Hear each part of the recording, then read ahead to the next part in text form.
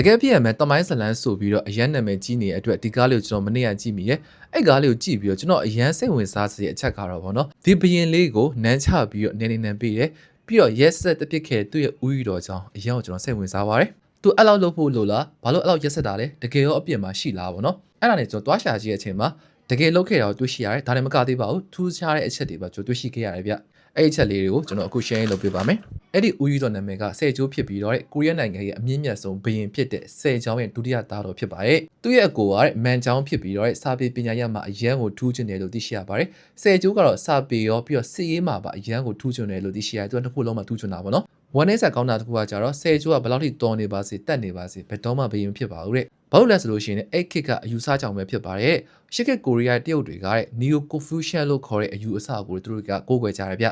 အဲ့ကွန်ဖူရှက်အတွေးခေါ်ကဘာကိုပြောတာလဲဆိုလို့ရှိရင်အကြီးဆုံးသားကပဲနန်းအရိုက်ရာကိုစက်ခံခွင့်ရှိပါရဲ့တဲ့အရေးအချင်းနဲ့မဆိုင်ဘူးပေါ့ပထမနန်းရင်ပွဲမှာသူ့အကိုသူရှုံးနေပါတယ်ဒါပေမဲ့အဲ့ဒါ is okay သူရဲ့အကြီးလည်းဖြစ်တယ်သူ့အကိုကပညာလည်းအရင်တက်တယ်ဆိုတော့ဒါပေမဲ့ဒုတိယနန်းယူပဲသူ့ကိုဆုံးသွားတဲ့အချိန်မှာသူ့ရဲ့တီးခံစိတ်တွေကကုန်ဆုံးခဲ့ပါတယ်သူ့လိုမျိုးစာပေပညာလည်းတက်ပြီးသားစစ်ရေးလည်းကျွမ်းကျင်ပြီးသားစစ်တပ်လည်းရှိပြီးသားလူအစား17နှစ်သားကိုနန်းပေးရမယ်ဆိုတဲ့အချက်ကိုသူလောကလက်မခံနိုင်ခဲ့ပါဘူးအဲ့ဒါနဲ့အားလုံးသိရတဲ့အတိုင်းပဲဇလန်တရလိုပဲတူတူကိုဆွဲချပြီးတော့နေနေနဲ့ပေးခဲ့ပါတယ်ဒါပေမဲ့တက်တော်မတက်ရက်ခဲ့ဘူးဗျဒီအချက်ကိုကြည့်ရင်တကယ်အပြင်မှာတူတူကိုတန်ရုံးစိန်ရှိသေးတာကိုကျွန်တော်တို့တွေ့ရှိရပါတယ်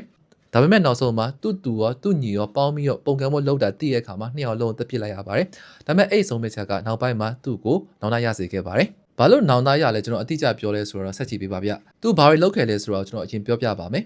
သူကနောင်လာနောင်သားတွေတဲ့အများရဲ့အုတ်မြစ်တွေချခဲ့တယ်ဗျသူကပထမဆုံးအနေနဲ့ဗုဒ္ဓဘာသာဝင်ဖြစ်ခံယူတယ်နောက်ပြီးတော့ဂေါတော်မြတ်စွာဘုရားအကြောင်းရေးထားတဲ့တရုတ်စာတွေကိုကိုရီးယားစာပြေပြောင်းလဲတယ်တခြားတော့ဗုဒ္ဓစာပေတော်တော်များများကိုလည်းကိုရီးယားစာပြေပြောင်းလဲခဲ့တယ်ဗုဒ္ဓသာသနာပြန်ပေါ်လုပ်ခဲ့တယ်ပြီးတော့သာသနာပြုလုပ်ငန်းတွေသာသနာပြုအဆောက်အအုံများကိုလည်းတည်ဆောက်ခဲ့ပါတယ်အဲ့တဲမှာမှအစိုးမြို့မှာရှိတဲ့ဘုရားကျောင်းကနာမည်ကြီးပြီးတော့သူ့ညီနဲ့တူတူအတွဲတဲ့အဲ့မှာအမြဲဆုတောင်းခဲ့တယ်လို့သိရှိရပါတယ်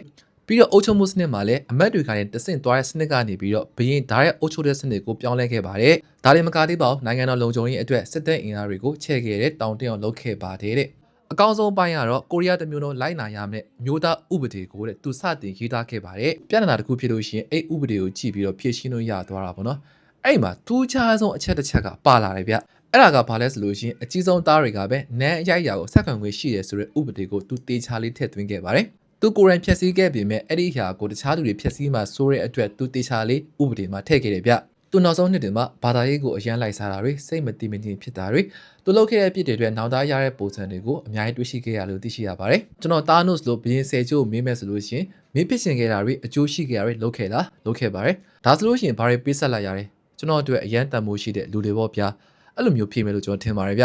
ဟုတ်ကဲ့ပါကျွန်တော်ဒါကတော့ဘူးတူတရအောင်ပြပြခြင်းဖြစ်ပါတယ်တန်မိုးရှိတဲ့အရာလေးတွေထူးခြားတဲ့အရာလေးတွေဘူးတူတရရစာလေးကိုကျွန်တော်အမြဲပြပြနေပါတယ်အားကြောင့် follow လုပ်ပေးပါအောင်ဗျဟုတ်ကဲ့ပါအားလုံးကျေးဇူးတင်ပါတယ်